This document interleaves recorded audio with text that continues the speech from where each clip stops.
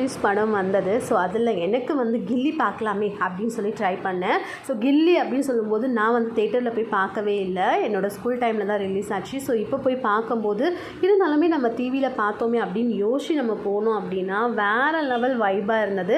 படத்தோட ஸ்டார்டிங்கில், பிரேக் டைமில், அது மட்டும் இல்லாமல் எண்டிங்கில் வந்துட்டு விசில் போட சாங் வந்து எல்லாருமே செம வைபாக கிடைச்சி.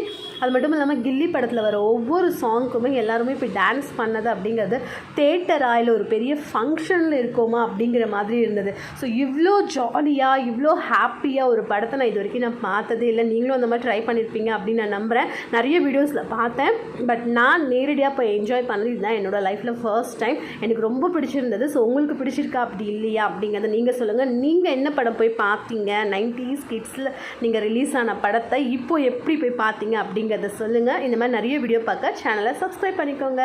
பை.